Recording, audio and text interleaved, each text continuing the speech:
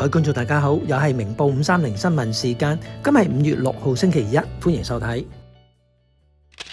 加拿大統計局最新報告顯示，同全國其他地區相比，90後嘅卑詩省民有更高機率會同父母一齊共同擁有一間房屋。報告指出，根據2021年嘅統計數據，1/5嘅90後省民係同父母共同持有房產，該數字高於全國17.3% 嘅比率。另外，安省同樣高於全國平均，比例達19.8%。共同持有率最高嘅城市係溫哥華、維多利亞、阿博斯福同埋米遜等城市。有專門從事共同持有房產嘅經紀表示，呢類型嘅業權安排會變成日益增長嘅趨勢。年輕省民確實需要家庭嘅支持，先至可以進入而家嘅房地產市場。佢指出，目前按揭同埋首期嘅門檻非常之高，年輕國民唔能夠喺冇理解過嘅情況下進入市場。報告顯示，全國約30% 嘅共同持有房產係屬於共同簽署按揭，當中部分情況係成年子女會住喺父母擁有嘅房屋內，而父母就會住喺另一棟房產。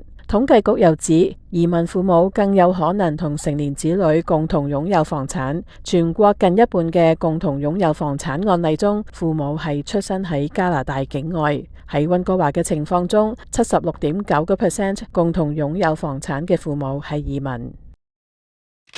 最近有冇發覺響嘈雜環境較難聽到人哋講嘢，或者經常要別人重複，甚至有耳鳴嘅情況？如果有，快啲揾永明聽力嘅專家鄺永明小姐啦！佢有多年助聽器驗配同舒緩耳鳴經驗，創新隱形 AI 智能助聽器，有超強減雜音功能，響嘈雜環境都可以清晰聽到人哋講嘢。現正推出雙重大優惠，立即致電預約聽力測試啦！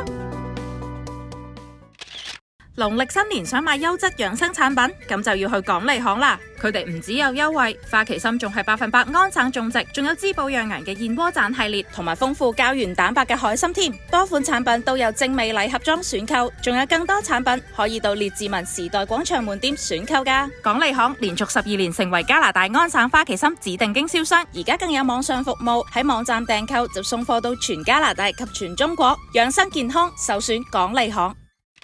溫哥華國際機場本年第一季嘅客運量創咗史上第2高。機場最新公布嘅數據顯示 YVR 喺頭3個月內一共接待咗599萬人次，每個月平均處理咗約200萬人次。雖然呢個數字只係史上第2高，但係仍然比去年同期嘅數據每月分別增長咗5至13%。喺今年3月份 YVR 接待咗97.7萬名本國旅客、54.5萬名美國跨境旅客以及58.1萬名國際旅客。其中有32.1萬人次係嚟自亞洲。此外，由於廉航 Lynx Air 喺2月26日停業，因此亦都影響咗 YVR 嘅數據。呢間公司喺去年12月嘅時候，喺 YVR 擁有咗12000個飛往唔同地區嘅接載量。不過，亦有唔同嘅新航線加入咗市場，包括前往日本東京嘅廉航 Zip Air、加航飛往新加坡嘅亞洲航線，以及西捷航空飛往美國底特律嘅季度航班等。YVR 預計可能會喺本年迎來強勁嘅年度旅客處理量，並有機會接近2019年2640萬人次嘅歷史最高紀錄。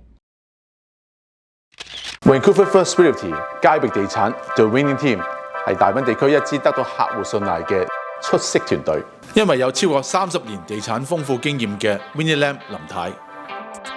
忠誠服務客戶嘅 Terence， 一切以客為本嘅 Jessica，誠懇對待客戶嘅 Daniel， 仲有我與時並進、力求創新嘅 Edgerson， 我哋為你提供專業地產服務。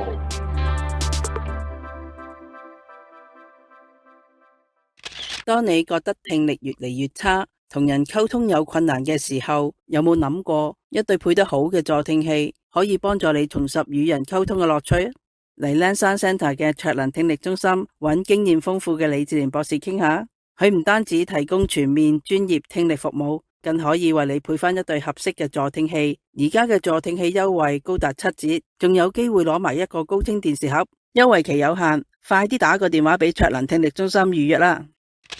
加拿大郵務公司由今日起開始調高本國嘅郵費，而家購買每本郵票嘅平均郵票價格為99仙，比之前上漲咗7仙，而單張國內郵票嘅價格就係1個1毫半，上漲咗8仙。加拿大郵務公司喺上個星期表示，舊年虧損高達7.48億元。該公司財務狀況非常之嚴峻，可能喺唔夠1年嘅時間內就會耗盡營運資金。該公司表示，如果唔對營運模式作出重大改變，未來幾年將會出現更大而且唔可以持續嘅虧損。該公司又指，即使提高郵票價格，如果唔增加信貸或者係再融資，到2025年初，其營運同埋儲備現金嘅水平將會低於需求。加拿大郵務公司自2018年以嚟一直處於虧損狀態，喺過去6年入邊，其虧損總額已經達到30億元。該公司又指其收入不斷下降，信件投遞量自2006年達到峰值以嚟就一直減少。喺2023年，郵務公司只係處理咗5到22億封信件。該公司表示，郵件同埋包裹嘅投遞成本正在增加。